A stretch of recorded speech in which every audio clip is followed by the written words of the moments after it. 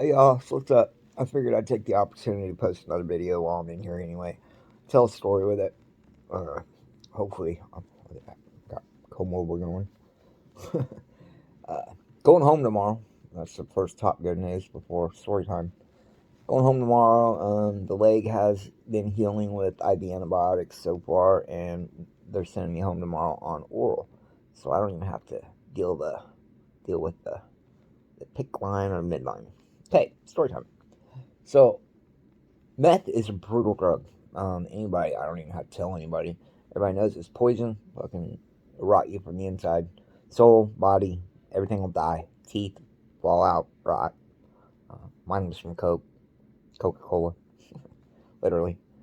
Um, so, I mean, anybody that's not completely blinded in the bubble, the fog, can see their body, can see what it's killing, but they're blind. Uh, it damages everything. It's like a festering soul deep within, and this is not just meth. This is addiction in general. It's something that we try to cover up with blankets of comfort. The opiates. I always seen this big warm teddy bear. Give me a hug. Anybody that's an opiate addict, I think they can validate that that's the feeling. Safe, warm, happy, until it wears off. Then your body says, I want that teddy bear back. It's like being an infant, always wanting your teddy bear right there to comfort you. So anyway, the only way to get past that when you're self-medicating is to go inside and find out what you're medicating. Find out what exactly am I numbing, and face it. Because the more time that goes by without facing these demons, the more difficult it is to be able to pull away, or to be able to turn and face them, because they end up being so many. It's like an army, kind of like Ukraine right now. Not to mention politics or war or anything else on here. But it just it makes you blind to life. Um, I had a couple experiences that woke me up. I had this one relapse in a couple years. I've been off opiates for 4. Um, so I mean, it's not a perfect process, and these old habits die hard. But after you get a sense of awareness and you become the, so to say, watcher of yourself, you begin to be able to see some of these behaviors. And the brief moments you have in between, you gotta grasp onto them. You gotta say, okay, it may hurt, but by hiding and by delaying, it's going to be much worse. Um, and then you get to where you feel hopeless. Your nose is on the ground, you can't go nowhere. You get your spoon out and you just keep digging down, down, and down, and down. Once you get tired and get sick of it, stop using your energy for that. Save it, take care of yourself, and get up and put one hand in front of another till you get out of that hole, and then one foot in front of another till you find your end, which meaning you find healing.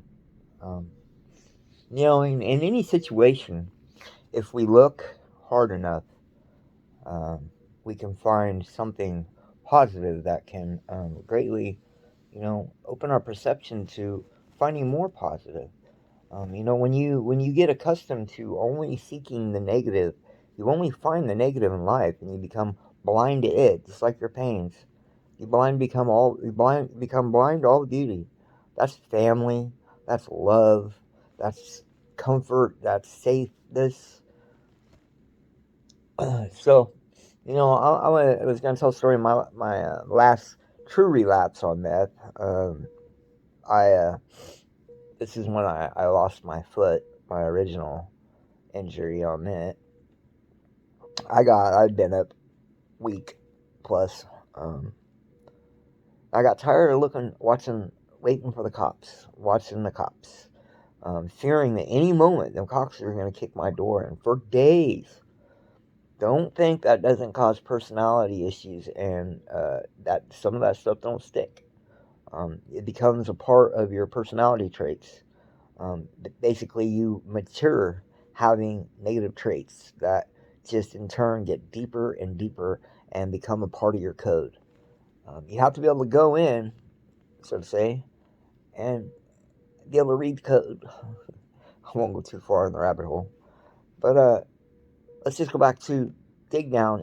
For any wound to heal, it's got to be lanced and drained. A very unpleasant process, painful sometimes, disgusting.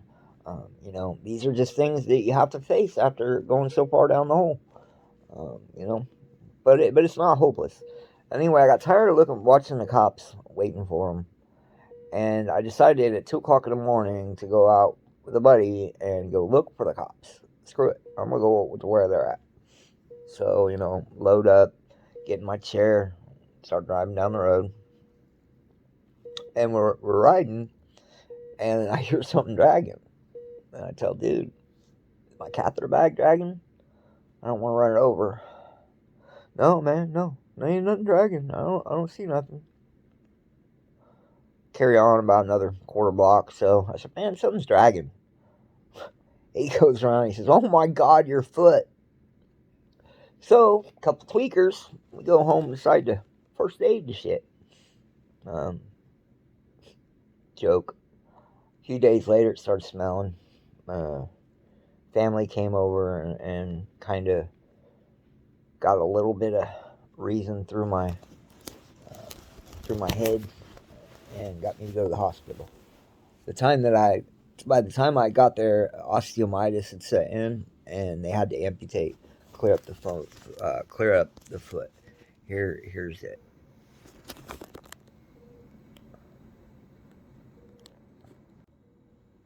So anyway, osteomyelitis set in, and they had to amputate up the toes. So drugs and alcohol, for me personally, have continued to cost me. You shave too.